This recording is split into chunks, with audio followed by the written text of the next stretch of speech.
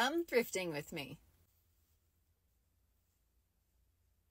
I have a long list of things that I'm going to look for just in general. As you know, now I will be looking for plant frogs. I just don't think that the religious stores that I frequent are going to have those frogs. I'm always looking to replace my kitchen utensils with Echo or Flint or some other vintage quality items. I'm always looking for Canon linen.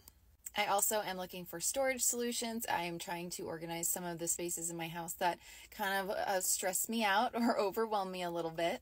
And I'm still looking for a couple of containers. One is for my animal toys. They're dog toys and pet toys. It has to be a shallow container, but cute because it's going to be seen. And then I'm also looking for something to put my plant in. I got a new snake plant, and it's a very large container, and it's just very stark and gray, and I would like to set that in some type of cute basket or crock or something. So I'm going to look for something like that too. All right, so let's go thrifting. I could not wait to edit this video and show you guys what I found. It was a good day at the thrift store. Starting off, when I first grabbed my basket, I did notice this little candle pedestal. It is wood, and I really liked it. Only $1. I loved the feet, but I decided that it was just so dark. You can kind of already see dust forming, and I just don't want to deal with the dust. So I put it back. Tins are something I've always found interest in, and I think some are really neat, but I have a hard time telling the replicas against the real vintage. So obviously this one is a replica because it's like from TJ Maxx or something.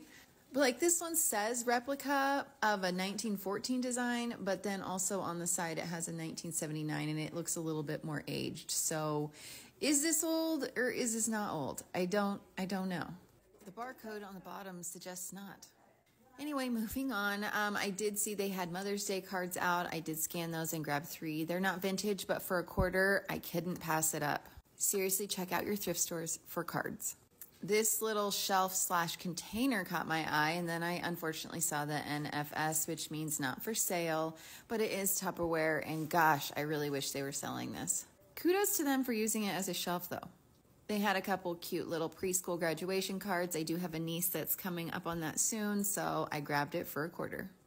I went back and forth over this candle. I did just actually get rid of a lime green one, but I loved the stacking of this, and it did smell pretty good, so I went ahead and grabbed it for $1.50. And the turkey magnet is gone, guys. I knew he wouldn't last long. He's too cute. And then here it is, the find of the day, of the week. I think they called it a Danish sewing storage box, something like that, but so cute. So obviously I can put my stitchery items in here if I want, but what I honestly thought I might use it for, hear me out, my Christmas gift wrapping station in my family room. Would that not be the cutest, putting ribbons and bows and tape and everything in there? And in the meantime, of course, I'm not storing this away. I'm definitely going to leave it out. I have a ton of vintage playing cards, scoring sheets, all sorts of vintage game materials that could go in here, and it could sit in my family room. $30 is definitely more than I wanted to spend, but totally worth it. Also in the vintage corner, they had this vintage manicure table, which I thought was really neat, and I've never seen anything like that before. They had added quite a bit to the vintage corner. I saw this canasta playing card set.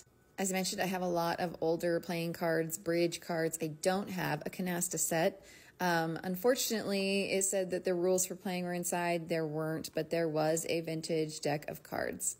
Cherubs aren't necessarily my thing, but the design was absolutely adorable, and I loved the cards themselves. I scanned and it appeared that they were all there, so for $1, I decided I would go ahead and get them. I'm a sucker for the original blocks also. $1 is such a good deal, especially in the vintage corner. So that will definitely go in my new sewing box.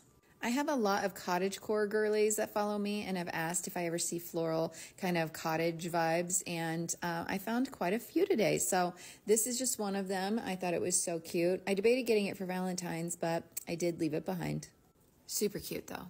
And more tins. I don't know if I'm actually interested or just more of interested in how you tell the difference if they're vintage or not. Because to me, this looks like it was more of like 90s, but for certain it was aged. So I don't know.